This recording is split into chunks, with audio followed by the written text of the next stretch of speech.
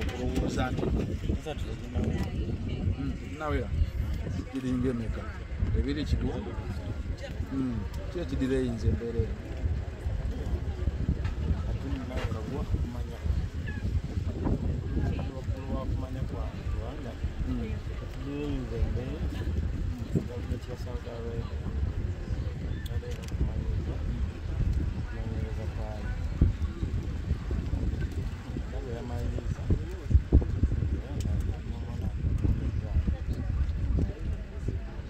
okusinziirawo gavumenti ebadde enoonyereza gavumenti yagambye omwana yafa atya era osobola okukusuugirako ekifaananyi ekituufu okusinziira kati ebigambo byali bitambula bingi gwe gavumenti yabagambye omwana yafa atya nenga ekiriwo nti yafa speedboat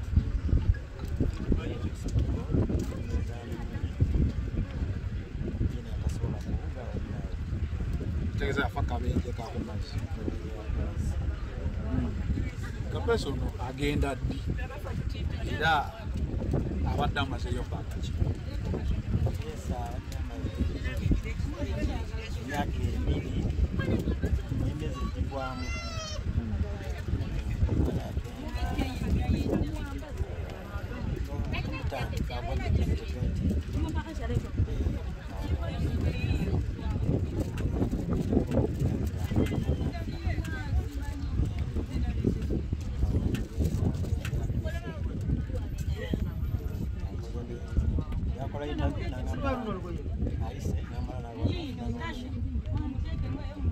ageze kola mulimu ki esobola kumanya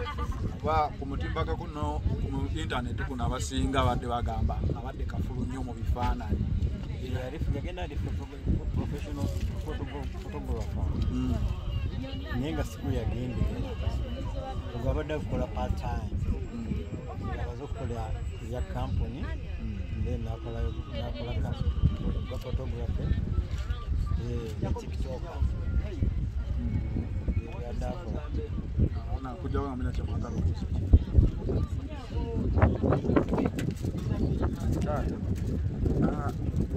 omugenzi nga tanakutuukako obuzibu bwonna bwonna wali osembye kwogerako ddi naye era mwasemba kwogerako ki 24th August wayogerakoko naye ng'ali mu mbeera nungi ogenda okumanya nti avudde mu bulamu bw'ensi eno zaali nnaku z'omwezi mu wayitawo ennaku nnya zokka bwezi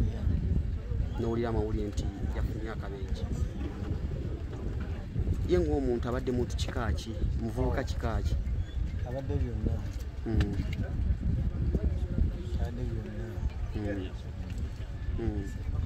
abadde mwana mubanja abavubuka bangi obaddeko n'aba okuzizza ku baana bw'otunuulira Kapeesa ekikula kye ng'omuvubuka tagamba nti taata ndi ebirooto byange nga bino mu maaso eyo njagala kino ebirooto era abadde mukuteereza mu kibuuzo ekyo Kapeesa agenze muvubuka muto nnyo era okuva mu bulamu bw'ensi abadde muto kyemmanyi famire ebadde ento buli kimu kibadde kito buvunaanyizibwa ki bwakulekedde ati nga ggwe taata kuba olina okutwala mu maaso omulimu okuba kulemerera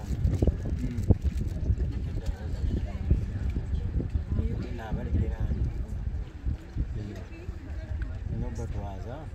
paka Mungu naye wamizingi abazukulu bansiiga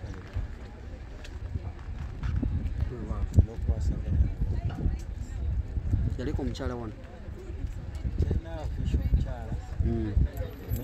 abazzukulu bo wewa kale taata katulabe embeera wetambula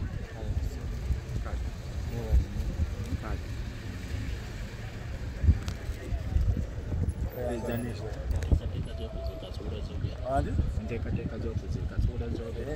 enteekateeka z'okuziika zawe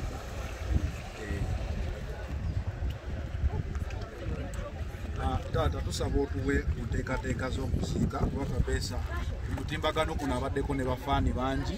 era serebu ku mutimbagano wadde nga akabenje yakafuna naye olwedde nga gavumenti yali mu kubiba bifaananyi ng'ensi yonna emumanyiko ekyo alina bangi abaagala okujja omuwerekerako mu ssaawa eyo esembali baagala okuwegera Kapeesa bw'ava wano agenda kusula naabo curious embeera bamule Sonde asulewo enkeera Sonde mukono municipality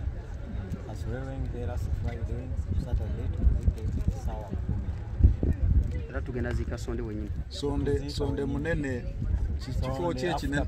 after Toto station Sonde Toto Sonde kiki ekyambuka ku ssomero ngaawo wewatu tutuukayo kiba kimba mu maaso kya St. Michael kimba mu maaso saa meka saa 10 olwomukaaga saa 10 olwomukaaga saa